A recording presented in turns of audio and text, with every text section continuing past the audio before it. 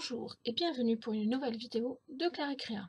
Une vidéo pratique aujourd'hui pour vous montrer la différence qu'il y a entre le vernissage d'une pièce et le polissage d'une pièce.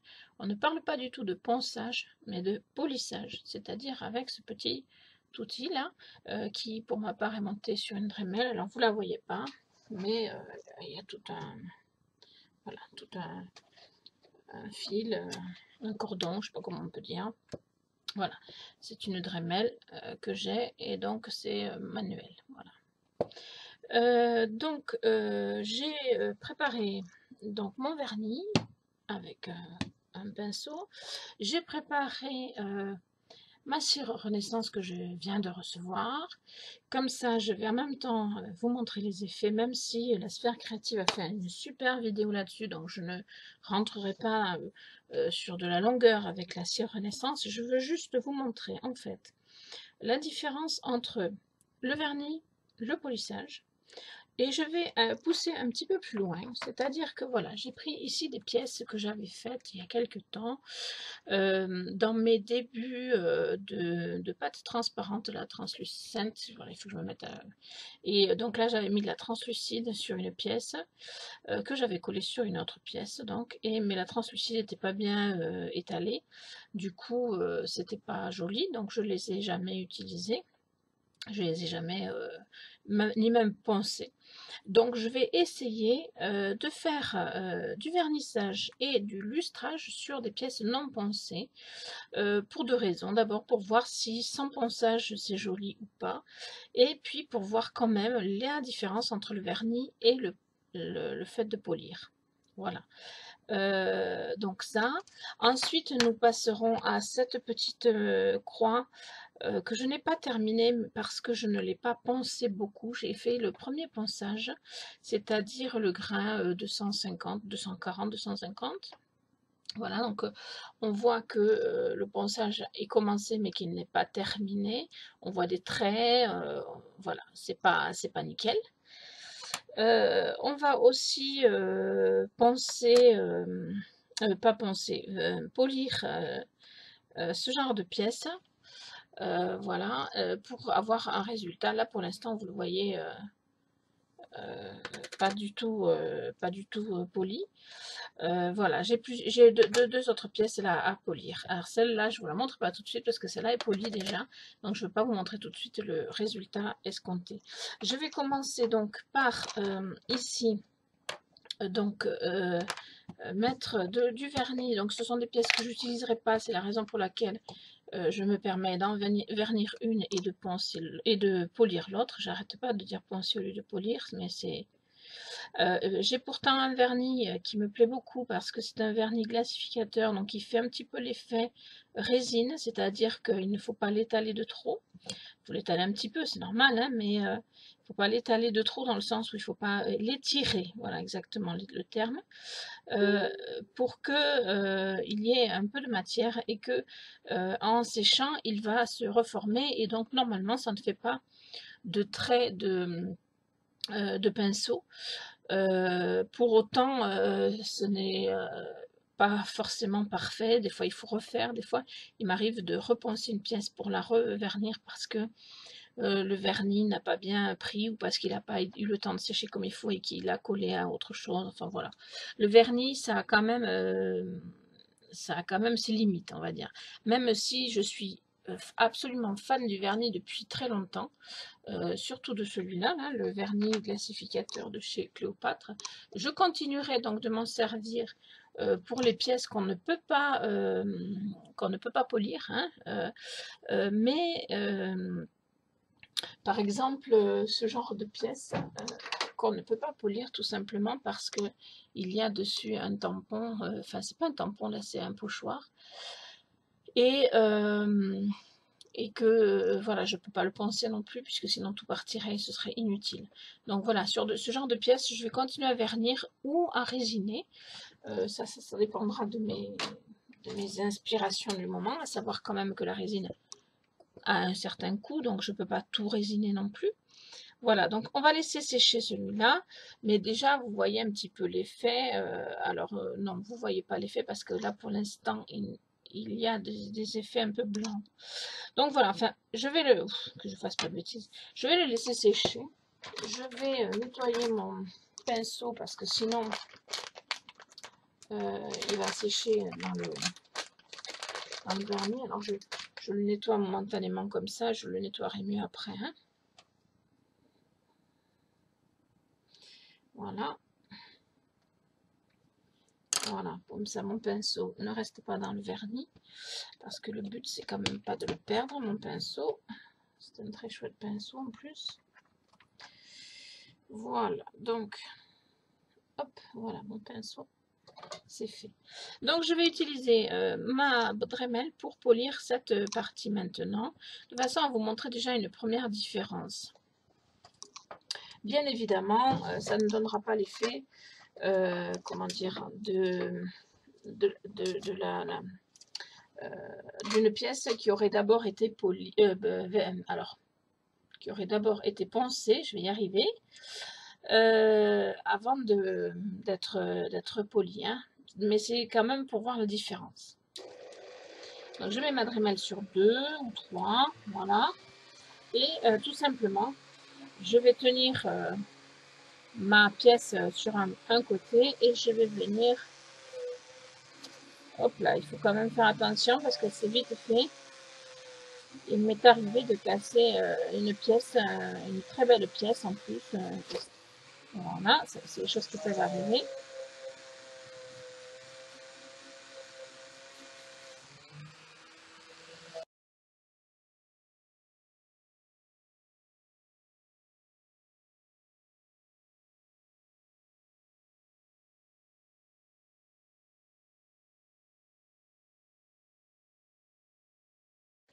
Voilà, donc j'ai poli ma pièce. Je ne sais pas si vous allez bien voir parce que nous sommes sur des... Voilà, alors sans l'avoir pensé d'abord, il y a quand même une... comment dirais-je, un effet brillance qui est extraordinaire. Voilà, vous le voyez bien là. Que si je vous montre par exemple celle-là, qui est donc poncée, vous n'avez pas d'effet brillance comme ça. Vous voyez? Voilà. Et je vais... alors, c'est sûr, c'est pas beau parce que je ne l'ai pas poncé d'abord, hein, on est d'accord. C'est juste pour vous montrer le polissage, ce que ça peut donner au niveau naturel, quoi. C'est vraiment sympa, quoi. Voilà. Maintenant, il est bien évident qu'on ponce d'abord. Donc, maintenant, ce que je vais faire, en attendant que celui-là sèche pour que vous voyez la différence, bien qu'il a un peu séché, donc je peux peut-être vous montrer la différence.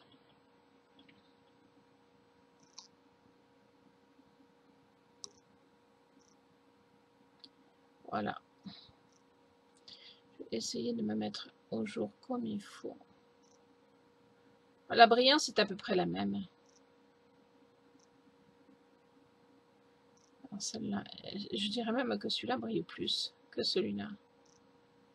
Oui, enfin voilà, la brillance est à peu près équivalente, voyez. Sauf que là, j'ai un produit naturel, alors que là, j'ai un produit verni, et que donc le vernis, le moindre accroc, ça peut se voir, etc. Là, c'est fini. Voilà, et ça, c'est sur des produits non poncés, donc c'est pas beau. Voilà, je vais vous montrer maintenant sur des produits poncés. Alors, ce produit, je l'ai poncé au grain 240 ou 250, je ne sais plus, au grain 400, au grain 800 et au grain 1200. C'est-à-dire que j'ai fait 4 ponçages différents. Voilà, donc ça prend du temps, c'est sûr, mais le résultat est que c'est doux, c'est vraiment extraordinaire comme effet, comme matière, etc. Je vais peut-être vous montrer d'abord ce côté-là, parce que ce côté-là, vous le voyez, il y a des paillettes. dans le fond donc, de ma boucle d'oreille, ma future boucle d'oreille. Et maintenant, je vais vous la montrer avec le ponçage, le polissage. D'après vous, quelle est celle qui est polie? Tout simplement, c'est celle-là. On est d'accord. Voilà, vous avez un effet naturel. Et encore, je trouve que là, on ne le voit pas aussi bien que... Voilà, vous voyez? L'autre, il n'a pas du tout cet effet-là. Voilà, et si je tourne, donc, ben pareil. J'ai... il faut que je me mette bien. Là, voilà. Donc ici, j'ai celle qui est polie et qui est...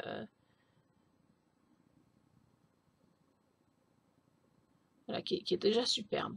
Et celle-là, donc, qui ne l'est pas. Alors, ce que je vais faire maintenant, c'est que je vais polir aussi celle-là. Et ensuite, je vais me servir de la cire Renaissance sur une des deux. Et on va essayer de voir les différences qu'il peut y avoir.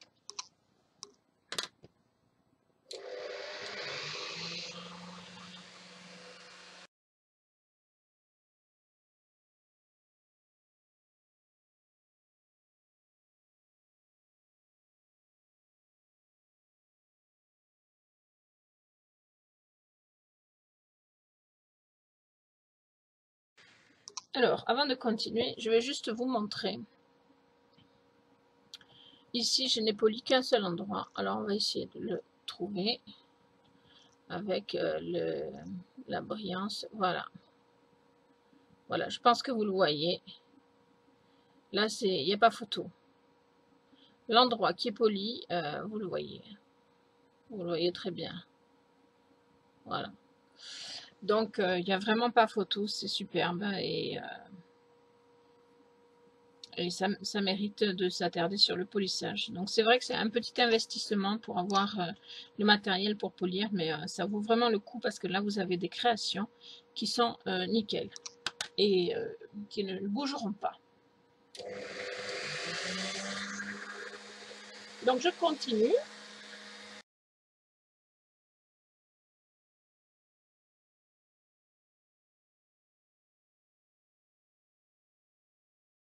Donc voilà, vous avez la matière polie.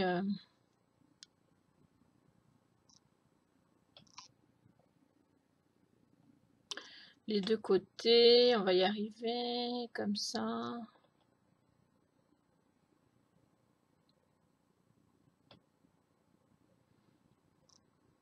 Voilà, vous le voyez à peu près.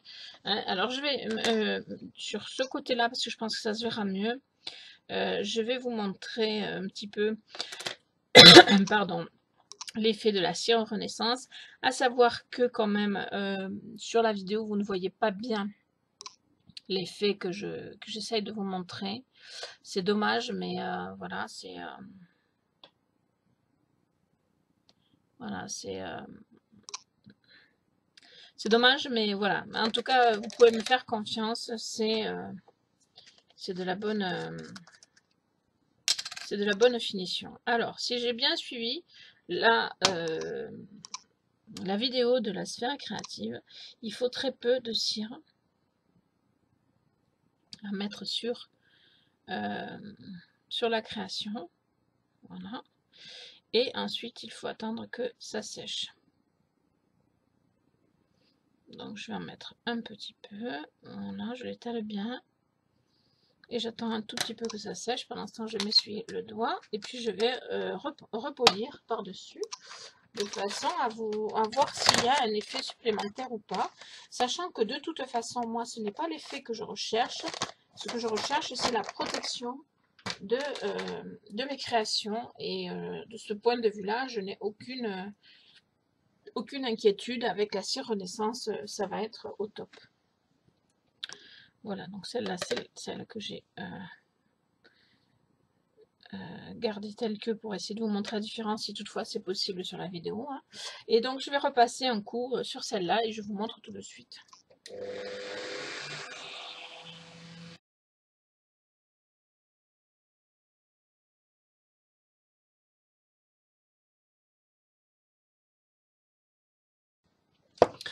Voilà, donc je vais essayer de voir la différence qu'il y a entre les deux. Je dirais quand même, alors c'est léger, c'est léger, c'est-à-dire que euh, euh, alors au niveau du toucher, il y a une légère différence. Là, on sent quelque chose d'un peu plus fini, voilà, par rapport à celle-là. Sur comment?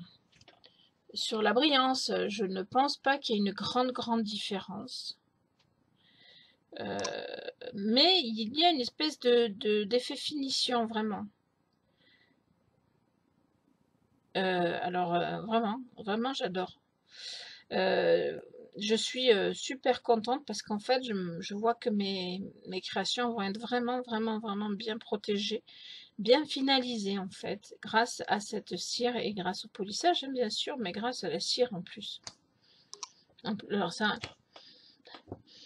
a une odeur de cire, hein, on le sent bien, mais ça va pas. Je pense pas que ça va rester parce que c'est si j'y mets le nez dessus, hein. Sinon je sens rien. Voilà. Donc non, il y a vraiment un effet, une finition. Je sais pas si vous allez pouvoir le voir sur la vidéo. C'est donc celle-ci qui est finie totalement. Je pense qu'il y a il y a un petit visuel, mais c'est pas phénoménal, quoi, hein. Mais voilà, mais en tout cas, je suis pas du tout déçue. Moi, j'adore cette finition. Et voilà, c'est une protection supplémentaire, c'est nickel. Donc moi, je suis ravie de cette façon de finir maintenant les créations. Je vais donc passer bien évidemment ma cire partout. Et je finaliserai dorénavant une bonne partie de mes créations de cette façon-là. Dernière chose, alors celui-là, je ne vais pas forcément l'utiliser parce que je ne pense pas nécessaire de vous remontrer la même chose. Par contre, je vais vous passer un petit peu de polissage ici pour vous montrer si ça marche sur quelque chose qui est pensé mais assez légèrement, quoi, qui est pensé de façon assez grossière, on va dire, puisque le gros grain, ça enlève toutes les irrégularités, mais ça laisse quand même quelque chose d'encore pas fini, quoi. Donc je vais vous polir celui-là et voir ce que ça donne.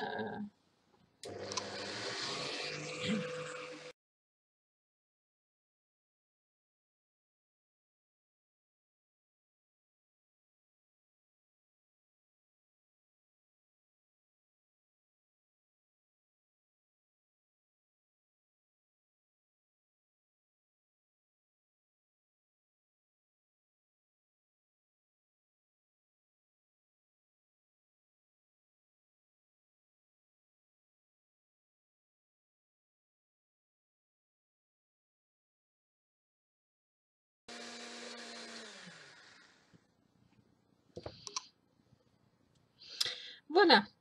Donc ben, c'est exactement ce que je pense, hein. Je vais vous le montrer. Ça c'est le dos. Voilà. Alors il y a l'effet brillance, ça c'est sûr. Voilà. Mais par contre, on voit toutes les rayures du ponçage. C'est-à-dire que il faut absolument faire le ponçage en entier si on veut obtenir un bon résultat pour le polissage. Alors qu'avec le vernis, c'est vrai qu'on peut se permettre de ne pas poncer de trop, voilà, mais c'est pas aussi fini, quoi. Devant, du fait qu'il y a un décor, ça ne se voit pas trop. Mais par contre derrière, voilà,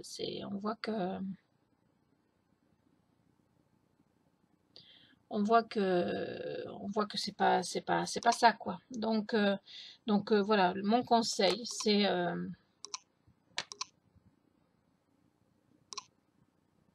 alors ici le vernis est terminé et à sécher. Alors oui, sur des créations qui ne sont pas poncées, le vernis ça passe. Voilà, que le polissage ça passe pas. On est d'accord. Maintenant, sur des créations poncées, c'est beaucoup plus beau.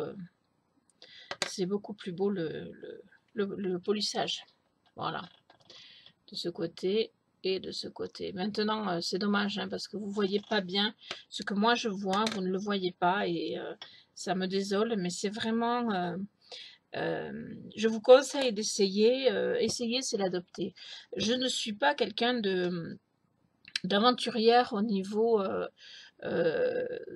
quand j'ai l'habitude de quelque chose, par exemple donc de mon vernis, qui me satisfaisait, j'ai bien vu que d'autres polissent, etc.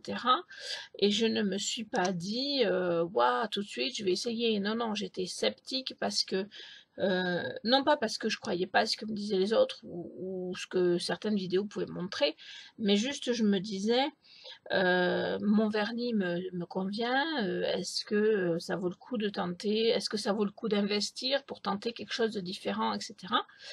Et puis, c'est vrai que le fait de créer des vidéos pratiques, ça m'a permis de me dire, bon allez, je vais investir pour justement montrer des choses différentes.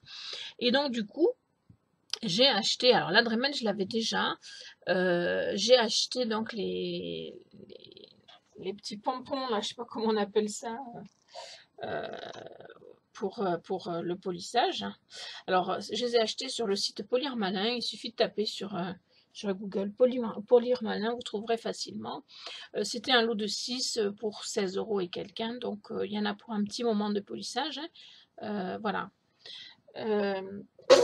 Donc, j'ai investi, j'ai dit je vais essayer. Depuis que j'ai essayé, j'ai adopté, voilà. Donc, parfois, je suis un peu longue à la détente, mais une fois que j'ai goûté et que c'est bon, je ne reviens pas sur mes anciennes méthodes. Voilà. Il est bien évident que le vernis, on en a toujours besoin quand on fait... bon, alors ça, je ne sais pas si je vais les vernir, mais des petites créations comme ça, là, on ne peut pas penser, c'est une évidence. Sur ce genre de création, on ne peut pas penser non plus, donc pas de polissage non plus. Voilà, mais tout ce qui est avec des décors intégrés, tout ça, tout ce que je pourrais polir, je vais le polir, ça c'est sûr, parce que de toute façon, je fais le ponçage. Alors une fois que j'ai fait le ponçage, je suis plus à quelques minutes près pour le polissage, et puis au final, une fois que c'est poli, c'est fini. C'est-à-dire que là, je touche dans tous les sens, je peux les coller entre eux. Le vernis ne va pas les faire se coller parce que ça arrive des fois quand on est un peu pressé, on ne laisse pas assez sécher le vernis et puis après ça colle. Et quand on les décolle, eh bien il y a un bout de vernis qui s'arrache, un tout petit bout, hein, mais c'est pas beau. Et la fille que je suis qui aime bien que ça soit nickel n'est pas contente, donc ne vend pas ses bijoux. Et voilà, donc il recommence tout. Voilà, donc honnêtement, le polissage, c'est vraiment le truc qui change la vie des bijoux surtout. Et la cire Renaissance pour la protection, c'est nickel. C'est une nécessité absolue. D'ailleurs, cette cire Renaissance, elle peut servir aussi si vous faites par exemple des... Non, ouais, vous le voyez pas, mais il y a une petite différence qui est légère, mais qui est immense en même temps au niveau de celle qui est polie avec la cire. Bref, la cire, donc si vous faites par exemple des cadres en bois, que vous décorez des cadres en bois, la cire Renaissance peut venir sur les cadres en bois, voilà, elle peut servir à beaucoup de choses, je n'ai pas la liste, mais voilà. Donc la cire, vous la trouverez sur la boutique de Little Sarah, que je peux vous remettre en barre d'infos. Le polissage, donc pour le polissage, vous trouverez les petits embouts sur Polir Malin. Je vais essayer de vous mettre aussi le lien en barre d'infos. Et donc pour moi, il n'y a pas photo, c'est entre vernir et polir, c'est polir qui l'emporte haut la main. Voilà. Je vous remercie de m'avoir suivi. J'espère que cette vidéo vous aura apporté quelques idées, quelques conseils. Et je vous dis à bientôt pour de nouvelles vidéos.